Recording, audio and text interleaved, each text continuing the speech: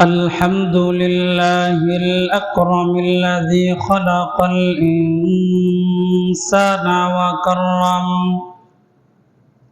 وعلمه من البيان ما لم يعلم فسبحان الذي لا يحصى امتنانه باللسان ولا بالقلم ونشهد أن لا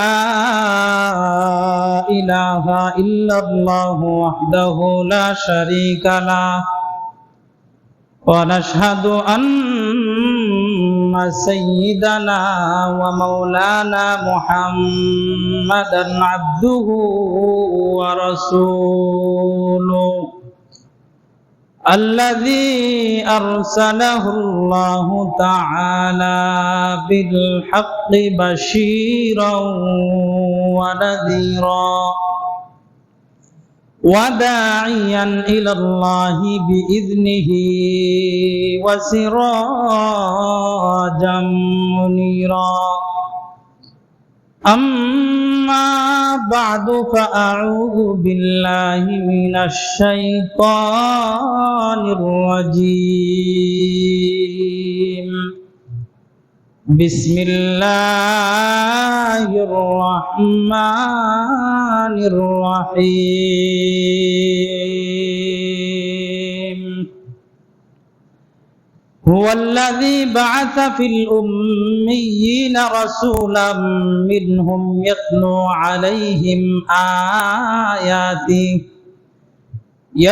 عليهم آياته ويزكيهم ويعلمهم الكتاب والحكمة وإن كانوا من قبل لفي ضلال مبين صدق الله العظيم وقال تعالى في شان حبيبه ومعشوقه مخبرا وآمرا إن الله وملائكته يصلون على النبي يا أيها الذين آمنوا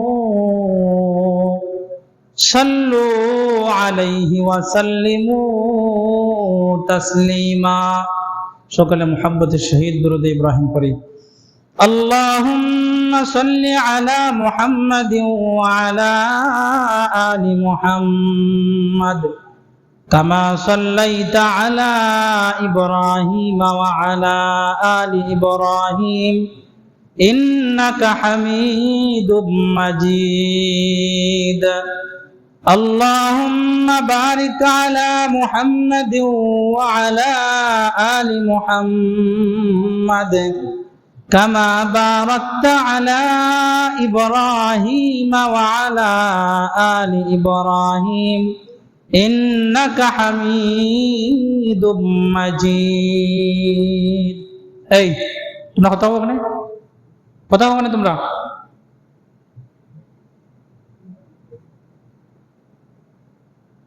তাই ইয়াসিন পর্দাটা তুললে দেন রে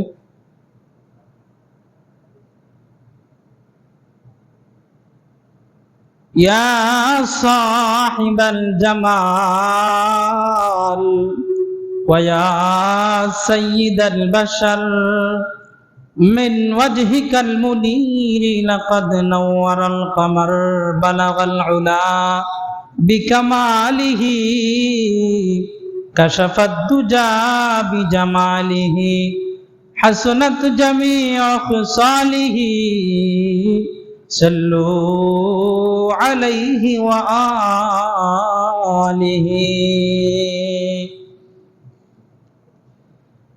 আল্লাহ তাআলা আমাদেরকে মেহেরবানি করে দয়া করে মায়া করে দুনিয়ার সর্বশ্রেষ্ঠ জায়গা আল্লাহর ঘর মসজিদে আসার তৌফিক দিয়েছেন। এই জন্য আমরা সকলে মিলে আল্লাহ তাআলার দরবারে শুকরিয়া আদায় করে সকলে একবার বলেন আলহামদুলিল্লাহ। লাখো কোটি দুরূদ বর্ষিত হোক আমাদের নবী মহানবী মুহাম্মদ সাল্লাল্লাহু আলাইহি ওয়াসাল্লামের উপর। নবীজিকে আমরা ভালোবাসি, মহব্বত করি। আমাদের ভালোবাসার জায়গা থেকে, মহব্বতের জায়গা থেকে আমরা সকলে মিলে একবার সমস্বরে, উচ্চ আওয়াজে, উচ্চ কণ্ঠে একবার নবীজির উপর দুরূদ পাঠ করি, সাল্লাল্লাহু আলাইহি ওয়াসাল্লাম। মুহতারাম হাজিরিন, বর্তমান চলতেছে রবিউল আউয়াল মাস। এই মাসের নাম রবিউল আউয়াল। এই মাসে আমাদের নবী মুহাম্মদ সাল্লাল্লাহু আলাইহি ওয়াসাল্লাম এই দুনিয়ার মধ্যে আসছেন। এই দরার বুকে আগমন করছেন আমাদের নবী এই রবিউল আউয়াল মাসে। অন্যান্য সপ্তাহে, অন্যান্য মাসে আমরা নবীজি জীবনী থেকে হয়তো কিছু আলোচনা করি, কিন্তু প্রত্যেক সপ্তাহে নবীজির একখানা হাদিস হলো আমরা পাঠ করি। রবিউল আউয়াল মাস যেহেতু, এজন্য নবীজির জীবনী থেকেই আলোচনা করা হয় সাধারণত। তো আমরা ধারাবাহিকভাবে নবীজির জীবনে আলোচনা করব ইনশাআল্লাহ, মা তাওফীক ইল্লা বিল্লাহ। আমাদের নবী মুহাম্মদ সাল্লাল্লাহু আলাইহি ওয়াসাল্লাম রবিউল আউয়াল মাসে এই দুনিয়ার মধ্যে আসছেন। এ ব্যাপারে কোনো ইখতিলাফ নাই, কোনো মতামত নাই, সবাই একমত যে নবী রবিউল আউয়াল মাসে আসছেন। রবিউল আউয়ালেই নবীজি দুনিয়ার মধ্যে আইছেন। আমাদের দেশে একদল অবুঝ ভাইয়েরা দেখা যায় রবিউল আউয়াল মাস আমার পরে তারা বিভিন্ন ধরনের অনুষ্ঠানের আয়োজন করে, মিলাদ মাহফিলের আয়োজন করে।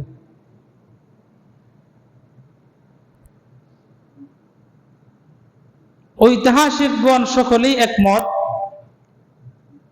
রবিউল আউয়াল মাসের 12 তারিখ আমরার নবী এই দুনিয়া থেকে বিদায় হয়েছেন। নবী যে তারিখে মরছেন, এই মরার তারিখ হইল রবিউল আউয়ালের 12 তারিখ। সব একমত, কেউ দ্বিমত পোষণ করছেন না। তবে নবীজি কয় তারিখ জন্মগ্রহণ করছেন, রবিউল আউয়ালের কত তারিখে নবী এই দুনিয়ার মধ্যে আগমন করছেন, এটা না মতানৈক্য আছে। কেউ বলেন 8 তারিখ, আবার কারো মতে 9 তারিখ, কারো মতে 10 তারিখ, আবার কারো মতে 12 তারিখ। এই যে 12 তারিখ এটা সবার মধ্যে প্রসিদ্ধি লাভ করছে, প্রসিদ্ধ মত। আর একটা হলো বিশুদ্ধ মত। সবাই জানে যে নবী দুনিয়ার মধ্যে আইছেন 12 তারিখে, কিন্তু বিশুদ্ধ মত হইল নবী দুনিয়ার মধ্যে আইছেন 9 তারিখে, রবিউল আউয়ালের 9 তারিখ। কিন্তু যারা রবিউল আউয়াল আওয়ার পরে মিছিল করে, অনুষ্ঠান করে, জশ্নে জুলুস করে, তারা নবীজির যাওয়ার তারিখটারে বেশি গুরুত্ব দেয়। যেই তারিখে নবী বিদায় হইছেন, এই তারিখে তারা আয়োজন করে, অনুষ্ঠান করে, খুশি হয়, ঈদে মিলাদুন নবী পালন করে। মূলত নবী এই দরার বুকে আগমন করছেন 9 তারিখে। যদি করতেই হয় তাহলে তোমরা 9 তারিখে করো, 12 তারিখ কেন?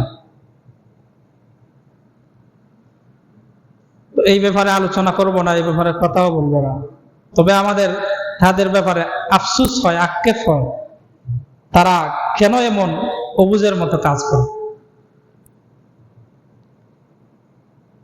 আল্লাহ তাআলা আদম নবীরে এই দুনিয়ার ফাটানির পর থেকে নেয়া, আমরার নবীর আগে ফাটাইছিল ঈসা নবীরে। আদম নবী থেকে নেয়া ঈসা নবী পর্যন্ত আল্লাহ তাআলা এই দুনিয়াটারে এমন কোন মুহূর্ত রাখছেন না যেই মুহূর্তে এই দুনিয়ার মধ্যে কোনো নবী আসলা না, কিংবা কোনো রাসূল আসলা না। আদম নবী থেকে নেয়া একবারে ঈসা নবী পর্যন্ত প্রত্যেকটা মুহূর্তে এই পৃথিবীর বুকে এই জমিনের মধ্যে একজন না একজন হইলেও নবী অবস্থান করছেন, বসবাস করছেন। নবী শূন্য কোনো সময় এই দুনিয়ায় আসিল না। নবী ছাড়া কোনো সময় এই দুনিয়ায় আল্লাহ খালি রাখছেন না। এমনও সময় আসিল একসাথে অনেক নবী দুনিয়ার মুখে বসবাস করছে। আমরা নবী তো শেষ নবী, সারা দুনিয়ার লাগি নবী, আউয়াল আখেরের লাগি নবী, সবকিছুর লাগি নবী। কিন্তু ওই সময় আল্লাহ যে নবী রাসূল ফাটানোর ক্ষেত্রে অঞ্চল ভিত্তিক নবী ফাটাইতা, এলাকা ভিত্তিক নবী ফাটাইতা। কিরম? যেমন এই বসিনা গ্রামের লাগে একজন নবী, বুগলি গ্রামের লাগে আরেকজন নবী, শাস্তাগঞ্জের লাগে আরেকজন নবী, মিরপুরের লাগে আরেকজন নবী। এভাবে এলাকা ভিত্তিক নবী ফাটাইতা আল্লাহ। যারে যেই এলাকা দেওয়া হইতো এই এলাকার ভিতরে আল্লাহর তাওহীদের বাণী পৌঁছাইতা, আল্লাহর একত্ববাদের দিকে মানুষে ডাকতা। তো প্রত্যেক সময় নবী তো আসলা ওই একত্রে একসাথে। এই পৃথিবীতে অনেক নবী তাওহীদের দাওয়াত দিছ। আমরার নবী দুনিয়ার বুকেও আওয়ার আগে, আর ঈসা নবীরে আল্লাহ আসমান তুল্লা নেওয়ার পরে এর ভিতরে 550 বছর গেছে কি দুনিয়ার মধ্যে কোনো নবী নাই। 550 বছর চলে গেছে, এই দুনিয়ার মধ্যে কোনো নবী নাই। এই 550 বছর দুনিয়ার মধ্যে নবী না থাকার কারণে দুনিয়ার এমন একটা অবস্থা হয়েছিল, এই অবস্থাটা হয় আইয়ামে জাহিলিয়াতের যুগ, অর্থাৎ অন্ধকারাচ্ছন্ন যুগ, অন্ধকারের যুগ। অন্ধকার বলতে এটা না যে ওই সময় সূর্য উঠতো না আসমানো, ওই সময় বাতি জ্বালাইতো না, এরকম না। জাহিলিয়াত অন্ধকার বলতে তাদের মনোজগতের যেই অন্ধকার, তাদের মধ্যে কোনো দিন নাই, কোনো ধর্ম নাই, আল্লাহর কোনো বিশ্বাস নাই, এই অন্ধকারটার বোঝানো হয়েছে। এই দীর্ঘ সময় নবী না থাকার কারণে দুনিয়ার অবস্থাটা একেবারে খারাপ আছে।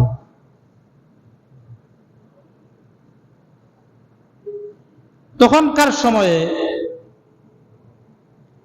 বর্তমান যে সৌদি আরব আছে, মক্কায়, তখনও কিন্তু এই যে মূর্তি পূজা করে, এই মূর্তি পূজার কোনো আবির্ভাব আসিল না, মূর্তি পূজক আসিল না। মূর্তি পূজাতে করণ লাগে, মূর্তি যে পূজা বলতে কিছু আছে এটাও তারা জানতো না। মক্কার মানুষরা, আরবের মানুষরা এটা জানতো না যে মূর্তি বলতে কোনো জিনিস আছে। তাদের মধ্যে এক লোক আছিল বড় আল্লাহওয়ালা, তারা দাবি করতো যে তারা মিল্লাতে ইব্রাহিমের উপর আছে, অর্থাৎ ইব্রাহিম আলাইহিস সালাম যে দিন যে ধর্ম তারারে দেয়া গেছেন, তারা মনে করতো তারা এই দিনের উপরে আছে, এই ধর্মের উপরে আছে। মূলত তারা এই ধর্মের উপরে আসিল না।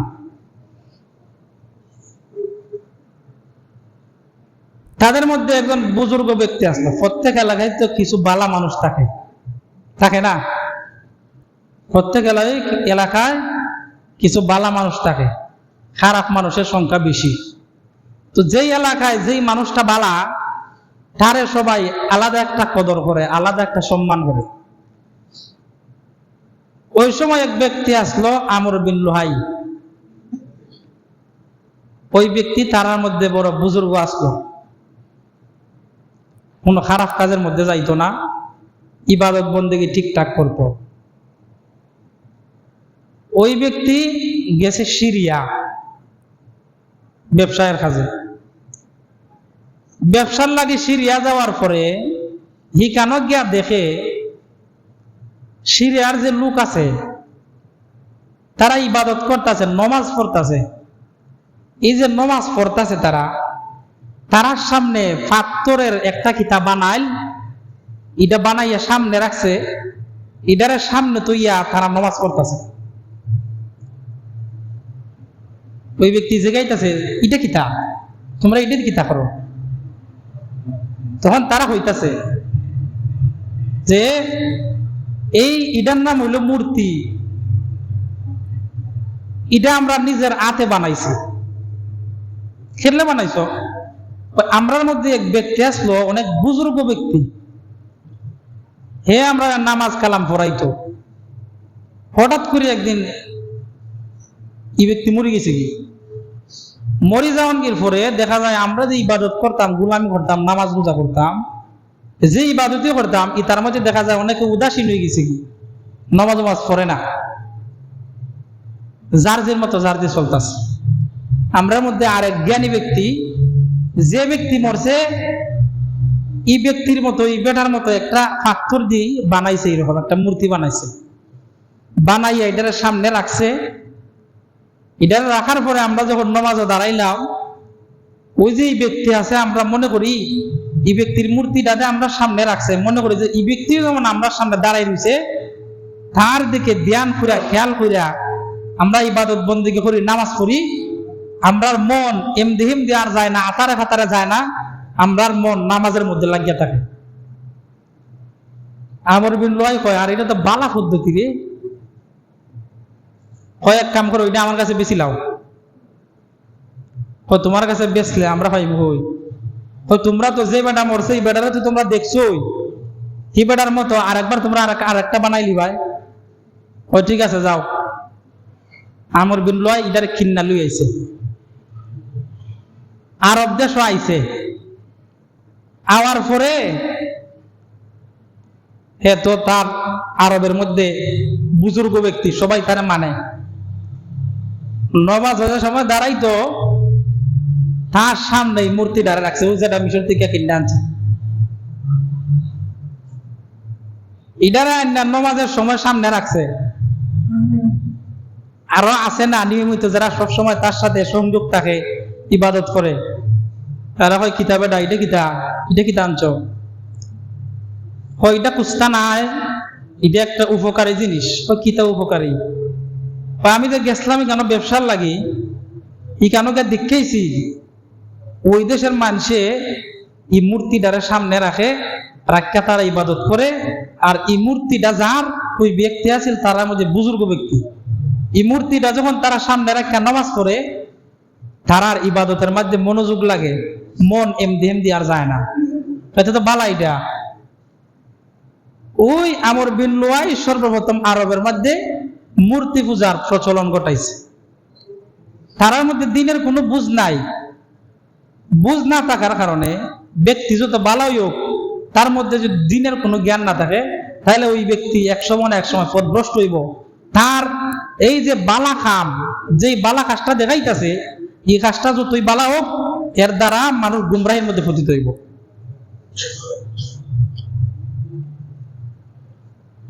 কিছুদিন যাওয়ার পরে দেখা গেছে যে বেটা মূর্তি আনছিল মদিনা, মক্কা, আরব দেশ যে বেটা আনছে, ই বেটাও গেছে কি মইরা। আরবের মানুষ হয়, ই বেটা তো বড় বুজুর্গ মানুষ আসলো রে, এক কাম করি আমরা ই বেটার মতো একটা মূর্তি বানাইলে, ই বেটার আমরা সামনে তুইমু, আগের আরেক বেটার মূর্তি যেটা হিখান থেকে আনছে বেটা কিনা, আর এখন হলো এই বেটারটা যে বেটা মরছে এই বেটার মূর্তি, ও দুটা যে সময় সামনে রাখবো, এই সময় আমরা মনোযোগ আরো বেশি হইব, ইবাদতের মধ্যে আরো বেশি মজা পাইব, আমরা মন আতারে ফাতারে যাইতো না। ওইটা তো বালা যুক্তি রে, লাগা মূর্তি বানানি বানাইছে, বেটার মূর্তি বাড়াইয়া তুইছে সামনে। এভাবে যে ওই এর মধ্যে বালা মরি যায়, কি মরার পরে সাথে সাথে আর একটা মূর্তি বানায়। এভাবে করতে পারতে আর মূর্তির আর কোনো অভাব নাই, খালি মূর্তি দুই আর ইবাদত খানা ভরা। যারা এটা আনছে, আনার পরে এই প্রজন্ম তো আস্তে আস্তে গেছে কি, বর্তমানে যারা ইবাদত করতো তখনকার সময়ে, তারার দাদারা যখন গত হয়ে গেছি, বাপ যারা আসতো এরাও গেছে কি, এখন তারা হয়েছে বড়, তারাও লিখে চালায় ইবাদত খানা। তারা তো আর জানে না এই মূর্তির ইতিহাস কি, তা হই থেকে আইছে। হেরা তো ভাবছে ইডাই মনে ইবাদত করা, মূর্তিরও ইবাদত করা, ওই হেরা মূর্তির ইবাদত করা লাগাই দিছে, মূর্তির পূজা লাগাই দিছে। ওই এইভাবে আমর বিন লুয়াই আরবের মধ্যে মূর্তি পূজার প্রচলন ঘটাইছে। এর আগে মূর্তি পূজা আরবের মধ্যে আসিল না। এই লেগে মূর্তি পূজার ইতিহাস। আরবের মধ্যে কিভাবে মূর্তি পূজা ঢুকছে। তো তারা মূর্তি পূজা করতো 550 বছর পর্যন্ত। তার মধ্যে কোনো নবী নাই, রাসূল নাই, দিক নির্দেশনা দেওয়ার মতো কেউ নাই। শুরু থেকে শুধু একটা কোনো জিনিস যদি হয়, কোনো সংগঠনে যদি কেউ চালায়, যেমন সভাপতি লাগে, সেক্রেটারি লাগে, সভাপতি লাগে, সব লাগে। যদি না থাকে কেউ নেতৃত্ব দেওয়ার মতো, সবকিছু উল্টা পাল্টা হয়ে যায়। এটা তো ইসলাম, এটা তো দ্বীন, ধর্ম। এখানের মধ্যে কেউ নাই নেতৃত্ব দেওয়ার মতো, পথ দেখানোর মতো কেউ নাই। এরা এমন পথ ভ্রষ্ট হয়েছে, এমন পথ হারা হয়েছে, এরার মনের ভিতর এমন অন্ধকার ঢুকছে, তারা পশু পাখিরও হার মানাইতে শুরু করলো। কেমন জাহেল আছেন তারা। একটা ঘটনা শুনলে আপনারা বুঝবেন। নতুন বিয়া করছে বেটা, বিয়া করার পরে বউ গর্ভবতী, ধরুন 3 মাস হইছে। বেটা ব্যবসায়ী লোক, বিভিন্ন দেশে ব্যবসা করে, সিরিয়া যায়, মিশর যায়, বিভিন্ন দেশে যায়। এই সময় তো গাড়ি ঘোড়া আসলো না, উটের মধ্যে হইয়া যাইতো তারা। উট আসলো মরুভূমির জাহাজ, উটের মধ্যে করে তারা ব্যবসার মাল সামানিতা লইয়া যেত। ব্যবসার যাইব, যাওয়ার আগে বউরে কইতাছে, তা আমরা সমাজত যদি মেয়ে সন্তান হয়, যদি কোনো মেয়ে হয়, এটা তো অলক্ষী মনে করা হয়, এটা তো খারাপ মনে করা হয়। খের করো মেয়ে সন্তান হইল মানে হে হইলে কুফা, হইল অলক্ষী, এ বালা নাই। যদি আমার গড় ফুলা হয়, এটা আদর যত্ন করে বড় করবা। আর যদি ফুরি হয়, মেয়ে বাচ্চা হয়, তাহলে এটার সাথে সাথে গলার টিপা মেয়েরা মারি লইবে। নাউজুবিল্লাহ কোন যাইতো না।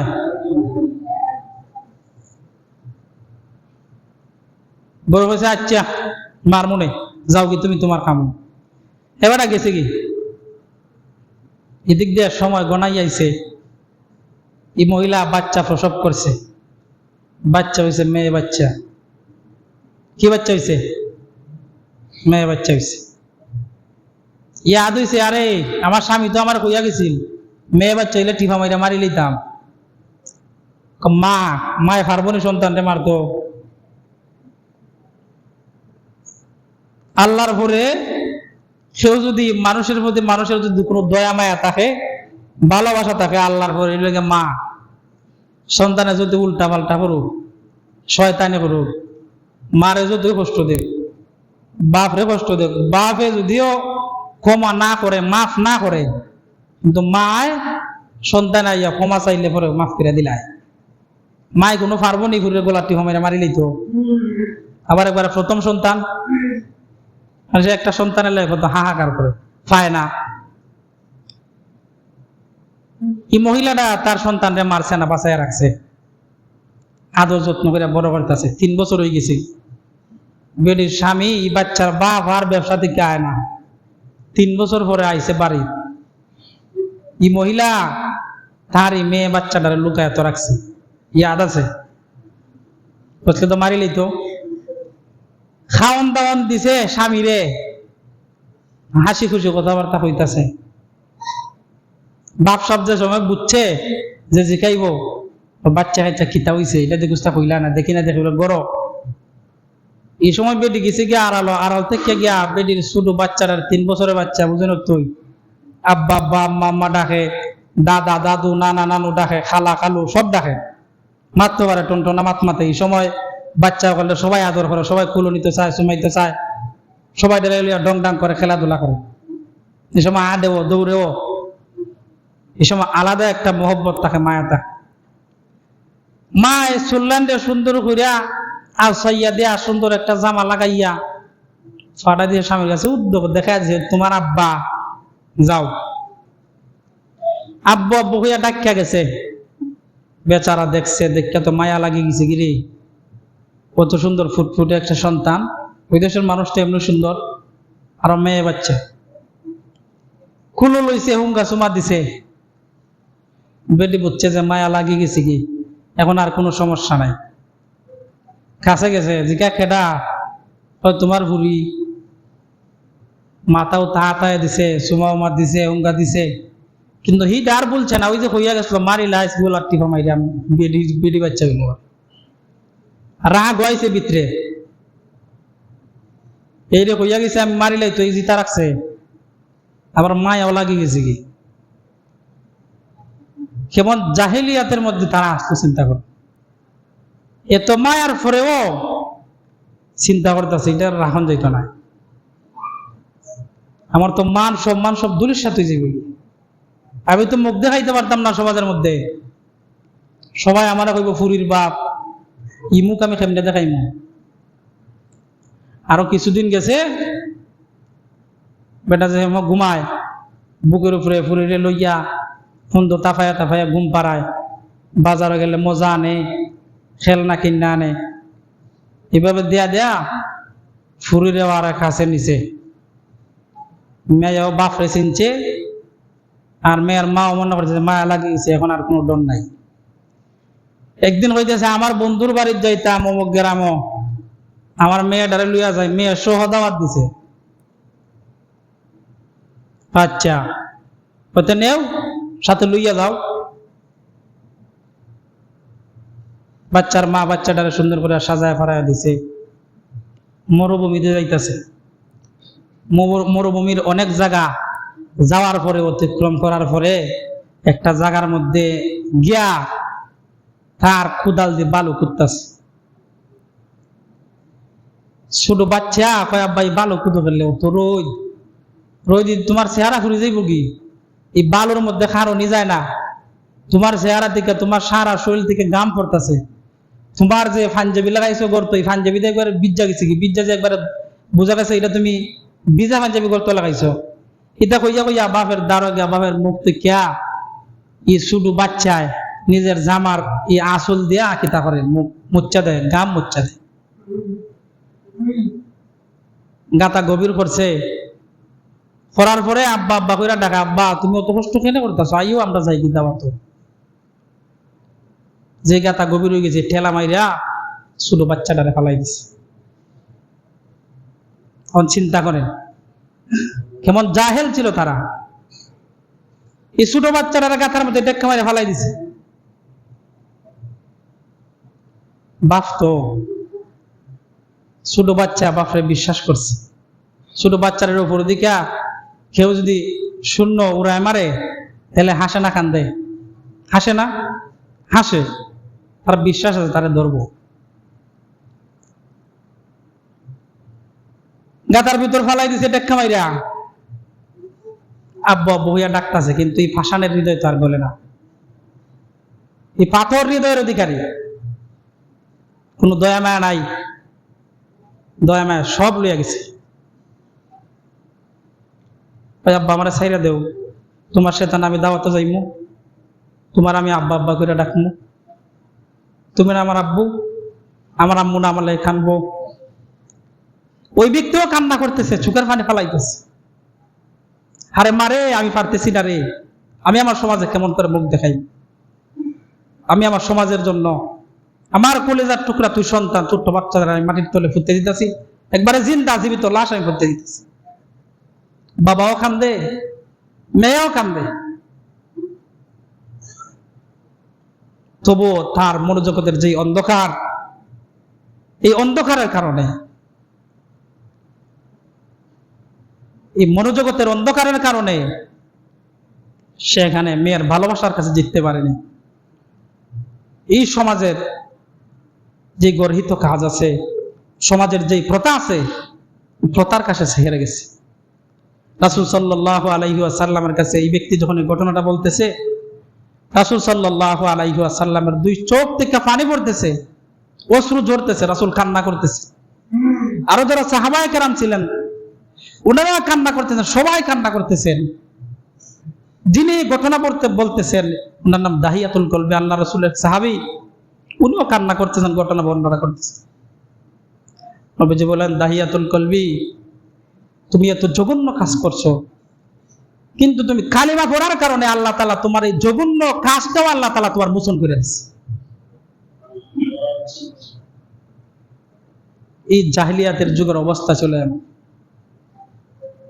মানুষ মানুষের সাথে বিদ্বেষ পোষণ করত, হিংসা রাখত, সামান্য চুন থেকে পান খুঁজলেই তারা ঝগড়া লেগে যেত। গোত্রে গোত্রে তখন আধিপত্য চলত, প্রত্যেক গোত্রে একজন সর্দার থাকতো। সামান্য 19 থেকে 20 হইলে লাঠি সুটা নেয়া, তাদের অস্ত্র শস্ত্র নেয়া বাড়িয়ে যেত, মারামারি করতো, কাটাকাটি করতো। কেউ কেউ একটু চুল পরিমাণ ছাড় দিত না।